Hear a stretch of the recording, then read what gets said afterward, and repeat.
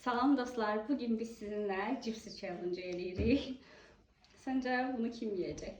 Burada deməli pul biber var, acı pul biber. Wasabi var. Bu ne? Şey, Ne turşusu diye bu? adı yazması neyse de zencefil. Zencefil turşusudur. Bu sushi ilə yeyirlər onlardan. Ən zəhləm gedən şeylərdir burada. Bir dənə pul biber sevirəm, Bir də amma o da wasabi. çoxdur da. İndi uduzan onu yeyəcək. İnşallah mən udaram. Bence ben de tutam. Mən onu yeyə bilmərəm. Ekstra olsun ki qablar da yesin hem de adam. Olabilir. Hı? Ben başlayayım. Kim başlasın önce? Başla da sən. Ben başlayayım. Ver. 6. 6.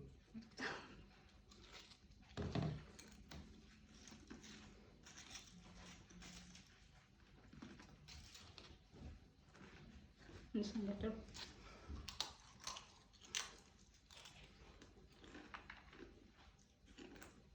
Bir. 5. Diyorsun oyun tez bitecek ya.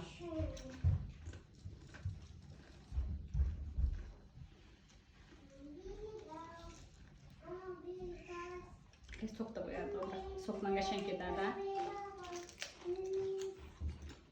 Ha, su koymamışsan birdən bunu yedim lan, necə olacaq?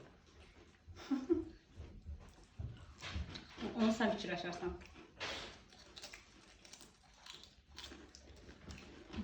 Sıra bende. Sen gidip 5. 2.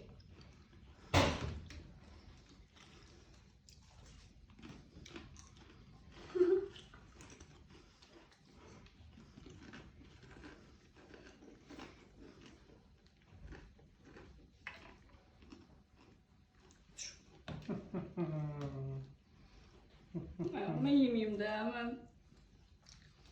belki mədirsə sən yeyəsən, jest yeyəsən. Bir indidən uduzulur. Məndə də sıra. 2.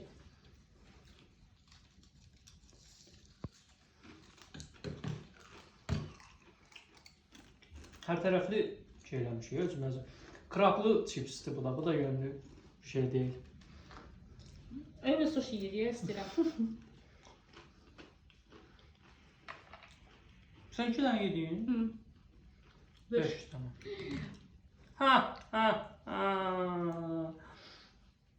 Ay sayma. Sən indi Bir tane düşsə udaram. bir dənə düşsə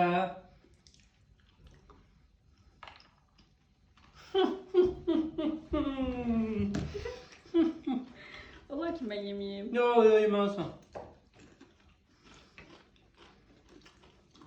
Burada jest saat keçmir, o yeməlisən. Ne kadar yeməyim bunu. Ye. Ay Allah, ben bunu da özümə quyu qazdım. Yo. Ne bu fikir məndən Axıra çıxdı. qədər yeməlisən. Mən sonsuz soxsuzda. Ye, hamısını. Ramiz sabunu. Şampun.